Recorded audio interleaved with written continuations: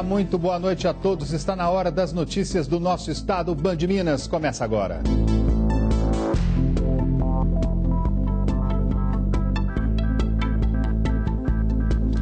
E nós começamos esta edição falando da chuva e do drama de famílias que foram retiradas de casa na manhã de hoje depois que um barranco cedeu em Contagem. Chovia muito forte na hora. Foi um susto daqueles, só que ninguém ficou ferido. Moradores fora de casa e assustados. Todo mundo cheio de criança aqui e não teve nem como dar reação, porque todo mundo saiu no desespero. Dona Eliane é uma das moradoras que teve a casa atingida por um deslizamento de terra neste aglomerado no Parque São João, em Contagem. Eram 6h30 da manhã e chovia muito. De baixo dava para ver o barranco. Eu estava saindo para trabalhar, aí primeiro caiu o muro da minha vizinha. Quando eu voltei, a casa já desabou toda. O barranco veio descendo todo. De cima, a destruição de um dos barracos. Por segurança, a nossa equipe não pode passar desse ponto, mas daqui a gente tem uma noção do perigo, do risco de desabamento deste barracão. A gente consegue verificar que uma das colunas está bastante comprometida. A terra que ficava por baixo deslizou. Nesta casa moravam 3 pessoas, 3 adultos e uma criança. E felizmente, na hora do deslizamento, as 3 pessoas já haviam saído para trabalhar e a criança havia sido deixada na casa de um amigo. Maiker morava no local com a esposa, a sogra e o filho de 2 anos. Todo mundo bem, graças a Deus. O importante é que todo mundo saiu, né? A gente vai dormir assim, dá um estalinho, a gente já vai ficar com medo, hein? Bombeiros e Defesa Civil não gravaram entrevista, mas informaram que ninguém ficou ferido. Ao menos 7 casas estão comprometidas. Moradores foram cadastrados pelos técnicos da Defesa Civil de Contagem. Eu tô com medo também, porque eu falei assim, você tem que olhar pra ver, né? Pois é, né, gente? Tanto tempo sem chover, quando chove acontecem essas coisas. E a nossa colega Luciana Viana vai mostrar agora para a gente o desespero dos motoristas que passavam pertinho do Ribeirão Arrudas no momento em que a água começou a subir. O pessoal deu ré nos carros, muita gente teve que descer dos veículos, olha só. Várias ruas e avenidas ficaram alagadas na capital. Essa imagem feita de celular por um motorista mostra a força da enxurrada no Ribeirão Arrudas. O volume é tanto que chega a transbordar sobre a Avenida Tereza Cristina, na altura do bairro Salgado Filho. A Defesa Civil de Belo Horizonte alerta que, em caso de chuva forte, motoristas evitem as vias próximas ao córrego Vilarinho, especialmente na altura do bairro Letícia, em Venda Nova. Outra recomendação é evitar transitar pelas vias próximas ao córrego Leitão, especialmente na altura do reservatório Santa Lúcia e ainda nas vias próximas ao córrego Ferrugem, especialmente na altura da Vila Magnesita. A Avenida Tereza Cristina também deve ser evitada. De acordo com o Tempo Clima PUC Minas, de 4h30 da manhã às 7h30 da manhã, choveu 30% do que era esperado em todo o mês de novembro. É muita água, né? E depois de um confronto entre assentados e polícia, um terreno foi desocupado em Uberlândia, no Triângulo. Dezenas de pessoas acabaram feridas e 15 na cadeia. O processo de reintegração começou logo cedo, marcado por diversas manifestações e resistência dos moradores. Se vocês cumprirem, e vão ter que cumprir com força, se forem cumprir, é porque faltou um momento de diálogo. Nós não consideramos o que aconteceu como diálogo. Agora me falar que vai passar patrulha em cima de tudo. Nós estamos comunicando para a Polícia Militar que não tem como convencer as pessoas a saírem pacificamente, que se eles quiserem vão ter que entrar com violência. E eu estou sugerindo que a Polícia Militar dê a operação como iniciada e amanhã a gente conversa no comando como é que vai ser o deslocamento. Infelizmente as negociações encerraram para que acontecesse a saída pacífica dos manifestantes. Então logo após o almoço, depois que eles fecharam as portas para todo e qualquer tipo de negociação com a Polícia Militar, nós começamos a reintegração do imóvel. Enquanto as máquinas destruíam o que tinha pela frente, o conflito entre policiais e assentados começou. Bombas de gás lacrimogênio,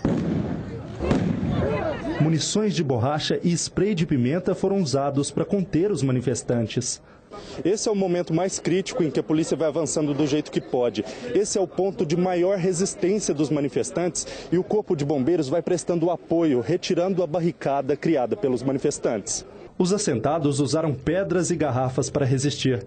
Ainda apedrejaram e incendiaram veículos. O carro de reportagem da Band foi completamente destruído. Nesse confronto, quando há resistência dos infratores, a Polícia Militar fez uso de munição química, de balas de borracha, propriamente dito.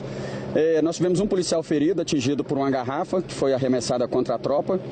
E o saldo, por enquanto, a gente dá como positivo, porque não tivemos maiores ferimentos, pessoas gravemente feridas, e dessa forma nós estamos conseguindo realizar a reintegração.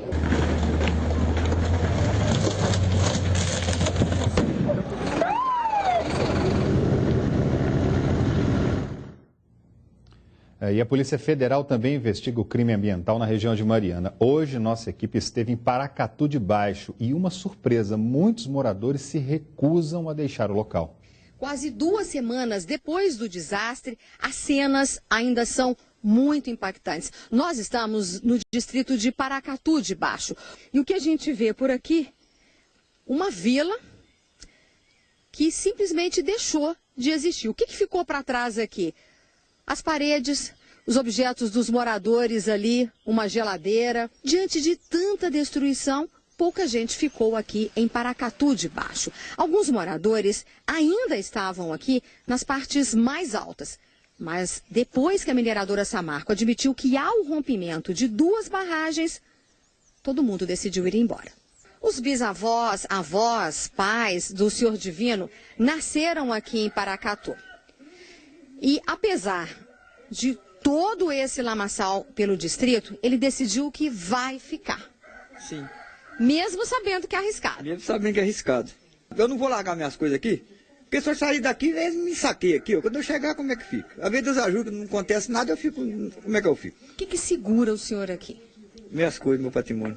E quem decidir ficar, como o Senhor Divino, pelo menos vai contar com este alarme que foi instalado pela mineradora após o desastre. A expectativa é de que ele seja acionado para alertar os moradores que ficarem, para que eles tenham tempo de pelo menos chegar lá em cima, na parte mais alta. A gente tem criação para cuidar, né?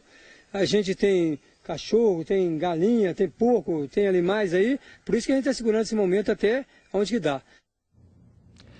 Ainda não dá para calcular o valor necessário para a reparação dos prejuízos causados pelo estouro da barragem de Fundão e Mariana, mas especialistas acreditam que o valor das multas aplicadas pelo governo federal não é suficiente.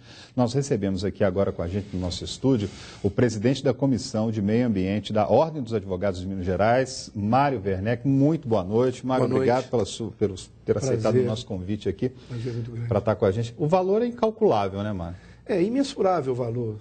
Vimos ali na matéria que, inclusive, a repórter disse que as pessoas estão assim abismadas, né? As pessoas estão muito infelizes com tudo que aconteceu, não sabem mensurar o dano. Agora, a responsabilidade maior que eu vejo aí é da empresa ter que vir a público e dizer efetivamente o que está acontecendo, se realmente vai se romper uma próxima barragem, que aí passa a ser uma coisa meio que dolosa, e isso até agora não aconteceu. Pois é, dá para calcular um tempo para recuperar? Eu tenho repetidamente falado o seguinte: isso só vai ser possível depois de feita a perícia, que o Ministério Público está já em curso no inquérito civil e mesmo assim no inquérito criminal, tanto o Ministério Público Federal como o estadual. A perícia vai detectar todos esses parâmetros a serem delineados, não só no local efetivamente do dano, mas ao longo de toda a bacia. São danos irreversíveis da biota, né?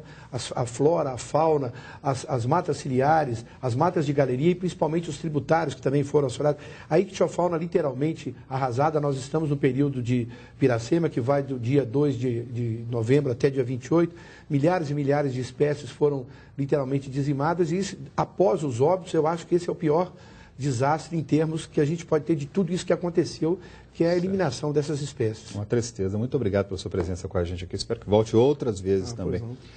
A seguir, protesto fecha BR-040 em Contagem. E ainda vamos descobrir um refúgio dos belo-horizontinos aqui bem pertinho da capital. Na série Malas Prontas, nossa equipe visitou São Sebastião das Águas Claras. Eu volto já, olha que imagem linda. Olha, eu volto já. Jornal Band Minas. Oferecimento.